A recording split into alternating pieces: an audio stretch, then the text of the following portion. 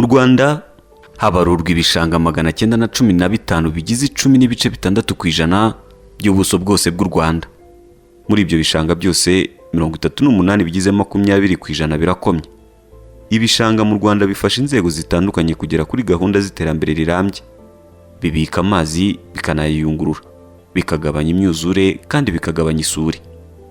Nubwo ibishanga bifite akamaro ntagereranywa, bimwe muri byo byagiye byototerwa n'ibikorwa bya muntu, biri mu buhinzi, ubucukuzi bw'amabuye y'agaciro na kariyeri butemewe, inyubako zitemewe, kubyoherezamo amazi ahumanya ava mu nganda ndetse n'ibindi binyabutabire bigira ingaruka zikomeye ku rusobe rw'ibinyabuzima biba mu bishanga. Kwangirika kw'ibishanga no kubihumanya bigira ingaruka zikomeye ku buziranenge n'ingano y'amazi bibika.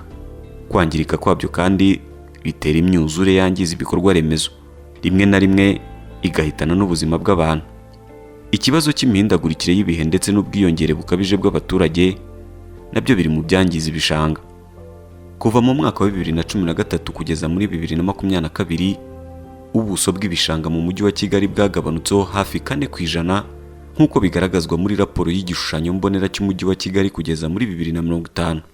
Iyi raporo yerekana ko kuri ubu ibishanga bigize hafi 10.6% by'ubuso bw'umujyi wa Kigali, mu gihe muri 2013 ibishanga byari byihariye 14% by'ubuso bwose bw'umujyi wa Kigali.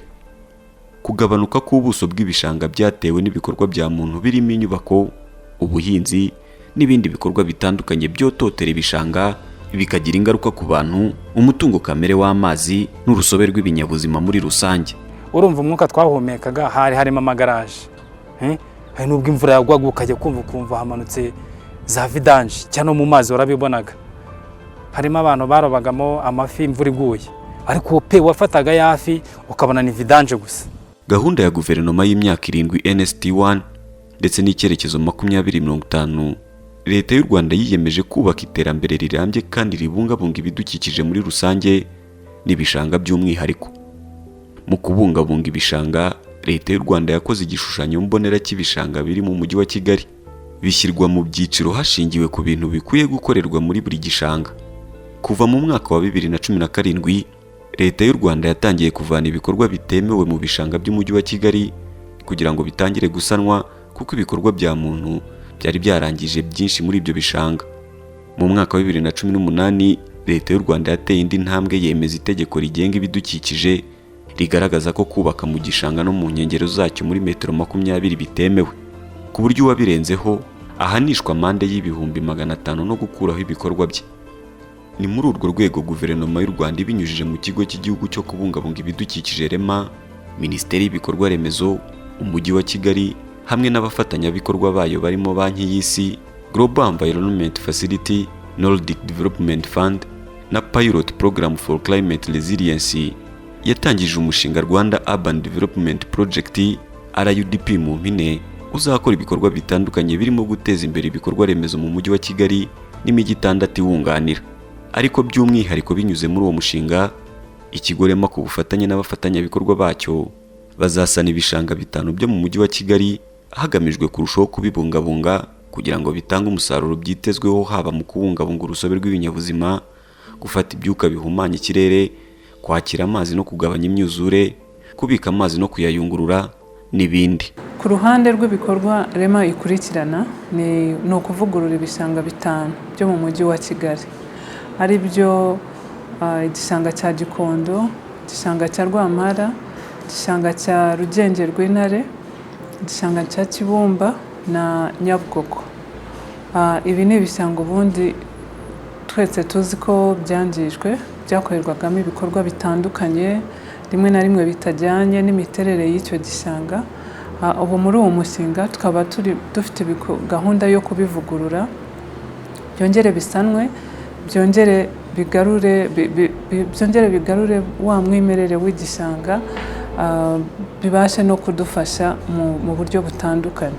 Mbere yo gutangira imirimo yo gusana no kubungabunga ibyo bishanga, ku ikubitiro guverinoma y'u Rwanda yabanje kuvana mu bishanga ibikorwa byose byagiraga uruhare mu kubyangiza, ndetse n'abaturage basobanurirwa ingaruka zo kwangirika kw'ibishanga zirimo gukendera ku rusobe rw'ibinyabuzima, imyuzure ya hato na hato ndetse no kubura ubushobozi bwo kuyungurura no kubika amazi. Abo baturage kandi banasobanuriwe akamaro k'ibishanga bibungabunzwe neza. Badushyize hamwe nk'abantu bafite amasambu hepfo ahangaha yegereye igishanga, batubwira ibyiza byo kubungabunga igishanga, batubwira icyo ibidukikije bitumariye ku bijyanye n'imihindagurikire y'ibihe. Ibishanga bizabungwabungwa binyuze mu mushinga RUDP ya kabiri, byose uko ari 5 biri mu turere 3 tugize umujyi wa Kigali, ari two Gasabo, Nyarugenge ndetse na Kicukiro. Ibikorwa bya muntu byiganjemo ubuhinzi, inyubako zo guturamo n'inganda, ibikorwa by'ubworozi n'iby'ubukerarugendo nibyo ahanini biza ku isonga mu byagiye byangiza ibyo bishanga. Hari ibimera birimo bidufitiye akamaro, hari ibimera bivamo rimwe abantu bakabikoresha kuboha, ariko cyane cyane bifasha no kuyungurura amazi. Hari ibimera biba mu bishanga bigafasha kuyungurura amazi aba yagezemo aturutse musozi, cyangwa imvura nk'uko imvura irimo kugwa nyinshi, rimwe kamanukana n'imyanda yose ivuye imusozi hirya no hino. Hari ibimera rero bibasha gukora ako kazi ko kuyayungurura, noneho wa muntu uri buyakenere kuyavoma, kuyakoresha imirimo itandukanye, akaba yayabona atakirimo za chemicals cyangwa ya miti y'ubutabire iba yaturutse hirya no hino. Uwo ni umumaro umwe, ariko n'iyo amazi yagiyemo abasha kubikwamo, bisa nk'ibibika amazi, noneho cya gihe cy'izuba imvura itakigwa, ya mazi tukabasha kuyabona biyarekura buhoro buhoro. Ubwo ariko iyo bifashe amazi biba binaturinze imyuzure, biba biturinze ko amazi yamanukana za ngufu zose akaba yasenyera abantu batuye hirya yaho. Ingaruka ziterwa no kwangirika kw'ibishanga ni ikimenyetso nakuka kigaragaza ko hakenewe ingamba zihamye zijyanye no kubibungabunga, kuko uko bikomeza kwangirika ari nako akamaro bifitiye muntu n'urusobe rw'ibinyabuzima muri rusange kagabanuka, nk'uko bigaragazwa na raporo yo muri 2021 y'inyigo yakozwe ku bishanga mu mujyi wa Kigali n'umuryango Arcos uharanira kubungabunga ibidukikije mu karere k'umuhora wa Mbere. By'umwihariko ibishanga byo mu mujyi wa Kigali, cyane cyane mu karere ka Nyarugenge, niho twabonye ko hari ibibazo bikomeye cyane, aho ibishanga byari bigenewe kubungabungwa byagabanutse ku buryo bugaragara. Twakoze ubushakashatsi mu gihe umujyi wa Kigali wari umaze gukora igishushanyo mbonera cyo gukoresha ibishanga mu mwaka wa 2020 n'umwaka wa 2050. Byagaragaje rero ko ibishanga by'umujyi wa Kigali bifite agaciro gakomeye, ku buryo turamutse dukomeje gukoresha ibishanga byo mu mujyi wa Kigali nk'uko bisanzwe, tutitaye ku gishushanyo mbonera cy'uko ibishanga bigomba gukoreshwa, twazagera mu mwaka wa 2050 dutakaza amafaranga angana na miliyari 1.8 y'amadolari. Ndetse turamutse dukoze uko igishushanyo mbonera kibiteganya, muri no myaka 30 ibishanga byo mu mujyi wa Kigali byazaba byinjiza amafaranga angana na miliyari 1.9 by'amadolari. Ibi bishanga bifite umwihariko kuko bifite urusobe rw'ibinyabuzima by'umwihariko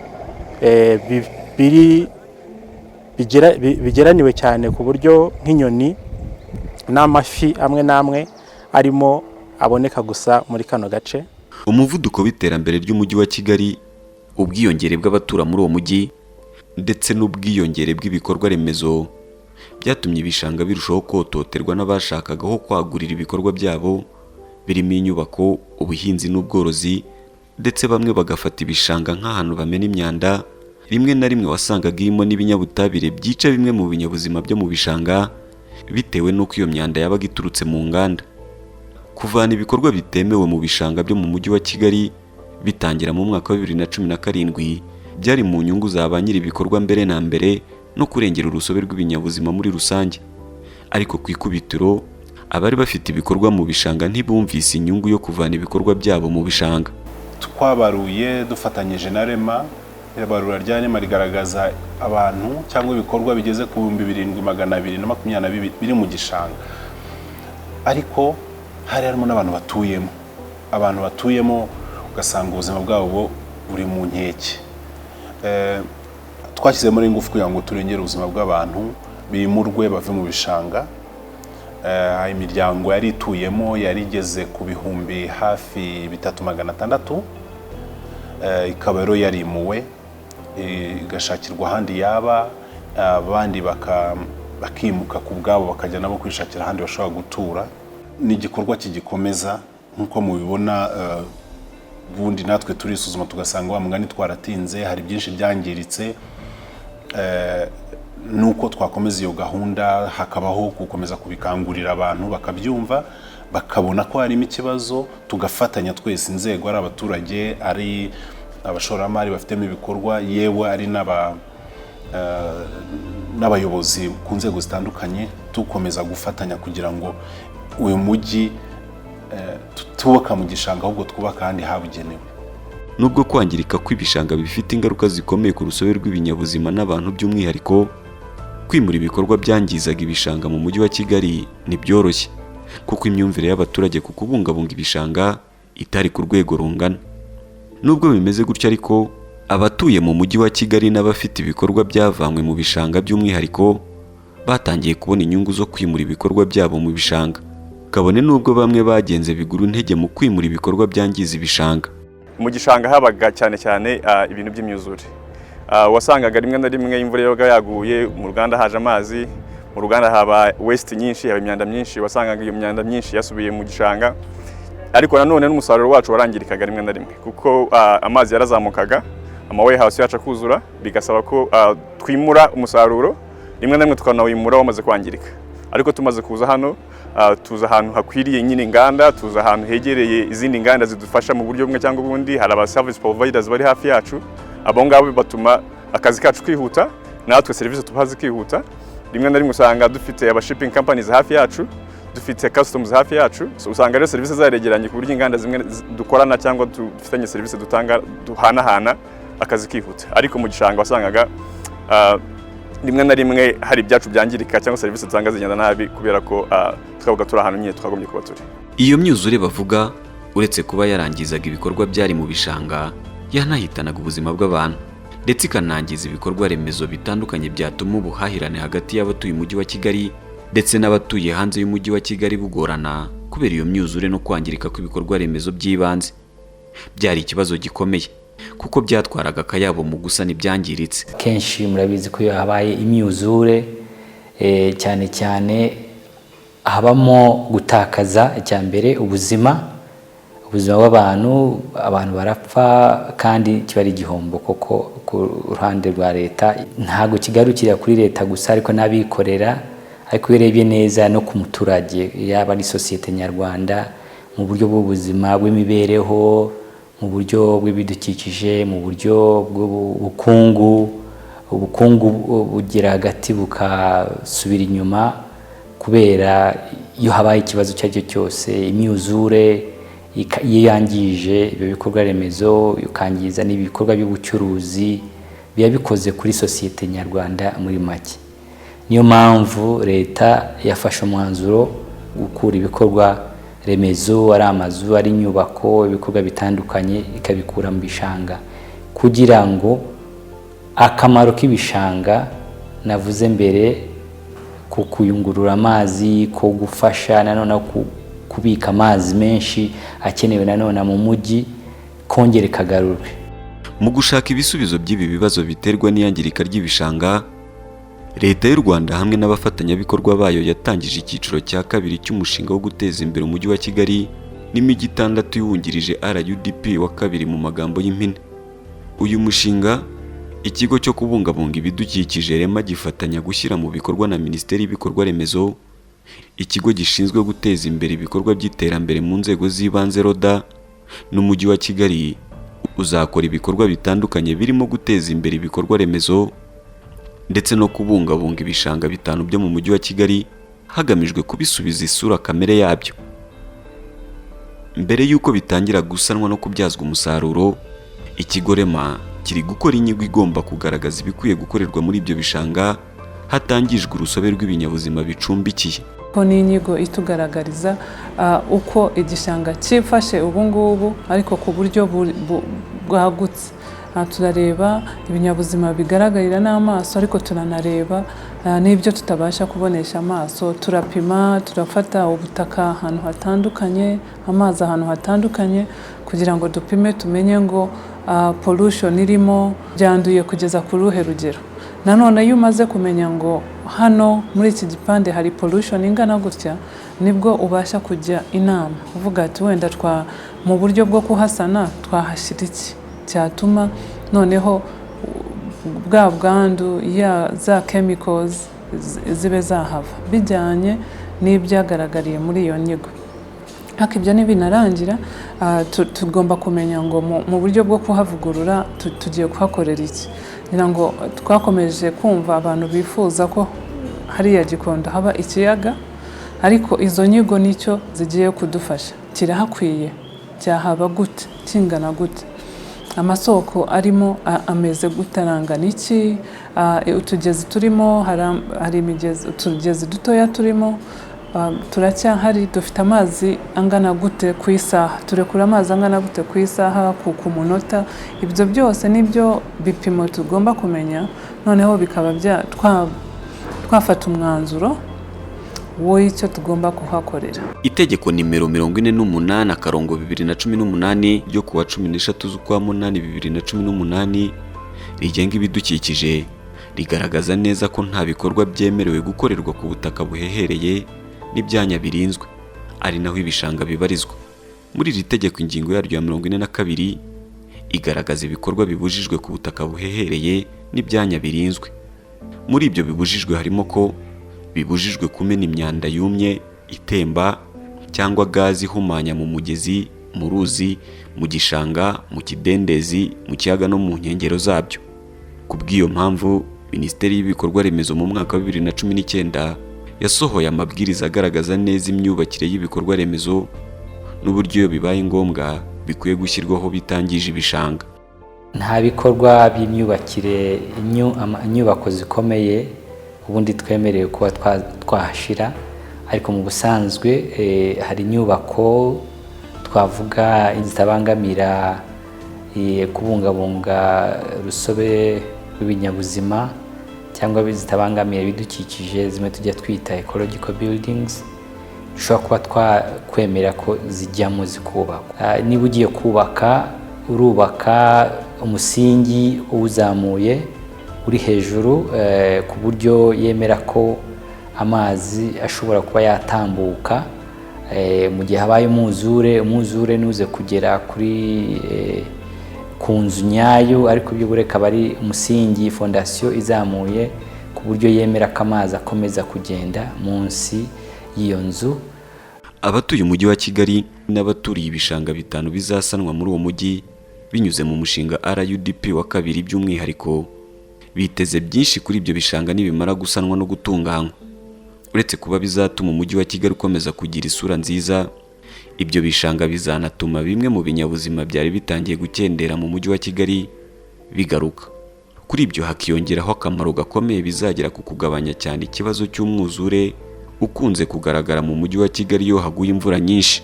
Kuba bari kuhatunganya urumva nta kazi kazaboneka, harimo abazaba bakora batunganya icyo gishanga cyangwa se bakora mw'ayo majaride niba ari yazahazamo na wa mwuka, noneho yahumekaga mubi ntabwo ukiri mubi kubera ko hatunganyije neza. Na ya mazi noneho yasenyaga yabyungukiyemo, urumva yungutse 2 3 prito. Umwuka yahumekaga mubi nta kiwuhumeka, amazi yamusenyeraga nta kimusenyera, donc yumutse no kubona akazi hafi no mu rugo. Nibamara gukora ibishanga neza bagafata amazi ko bikwiriye, ibinyabuzima bizagira umutekano.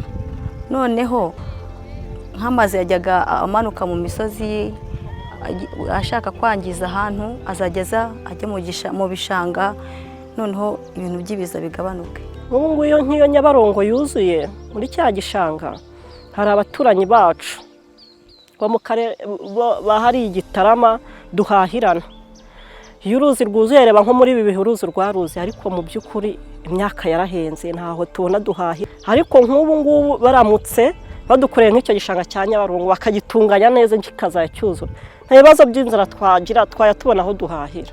Ubuyobozi bw'uturere tugize umujyi wa Kigali nabwo bushimangira ko gutunganya ibishanga bya Rwampara, Gikondo, Rugenge rw'Intare, Kibumba na Nyabugogo bizagirira abaturage inyungu nyinshi, haba mu kurengera ubuzima bwabo no kubaha akazi, kuko abatari bake bazabona akazi mu mirimo yo gutunganya ibyo bishanga. Urebye nk'iki gishanga cya Gikondo ariko duhuriraho n'indi mirenge, ni igishanga cyaruhukiragamo amazi aturuka hejuru ku musozi, cyane cyane muri za Rebero ho wasangaga amazi yose aruhukira hariya, ugasanga ahantu haje ibintu by'imyuzure, harateza umutekano muke, cyangwa se ntabwo ayo mazi mu by'ukuri nayo akoreshwa icyo akaba yakoreshwa, ahubwo aragira n'ibindi yangiza. Tubona ko muri iyi gahunda hazabaho gahunda yo kugira ngo iyo myuzure ihagarare kubera ayo mazi yavaga ruguru iyi ngiyi. Ikindi ni ukuba ari n'ahantu haba ahantu nyaburanga. Iyo ahantu hadatunganije ubona ahubwo aho hakabaye habyazwa umusaruro, ahubwo hateza nk'umutekano muke. Ubundi buryo bwa gatatu ni urusobe rw'ibinyabuzima. Urusobe rw'ibinyabuzima hari ibyari byaragiye bicika ariko bizagenda bigaruka kubera ahantu hatunganijwe. Ibi bishanga 5 byo mu mujyi wa Kigali bigiye gusanwa nyuma y'uko leta y'u Rwanda itangije undi mushinga wo gutunganya igishanga cya Nyandungu gihuriweho n'uturere twa Gasabo na Kicukiro. Iki gishanga nacyo kubera kwangirika cyari cyaratakaje urusobe rw'ibinyabuzima rutagira ingano, kinateza imyuzure yangizaga ibikorwa by'abagituriye igahitana n'ubuzima bwa bamwe muri bo. Nyuma yo kugitunganya ariko amoko menshi y'inyoni n'ibindi binyabuzima yatangiye kukigarukamo, by'umwihariko kikaba cyaranateguriwe kuba parike y'ubukerarugendo yakira ba mukerarugendo baba b'imbere mu gihugu n'abaturutse hanze y'u Rwanda. Abazi Nyandungu bifuza ko ibishanga 5 bizatunganywa binyuze mu mushinga RUDP wa 2 byazatunganywa ku rwego rwa Nyandungu, byaba ngombwa bikanayirenza.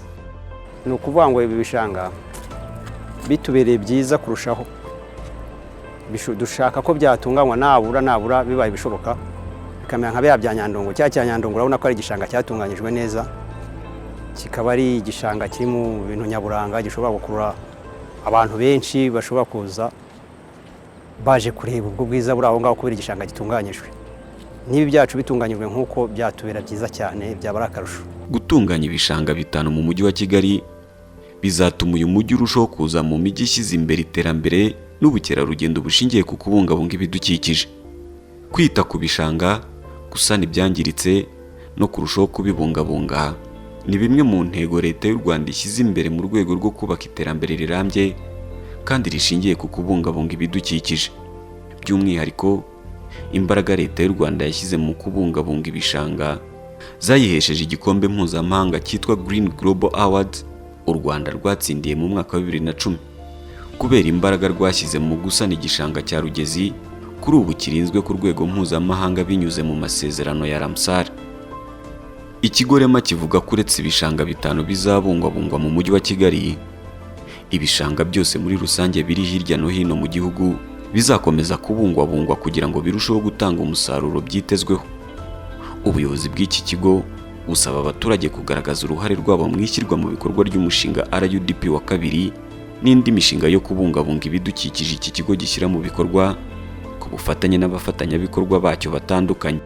Gahunda irakomeza, ibi 5 bizajya kurangira cyangwa bitaranarangira twabonye ubundi bushobozi bwo gukora ku bindi. Twahereye hano mu mujyi wa Kigali kuko ariho ubona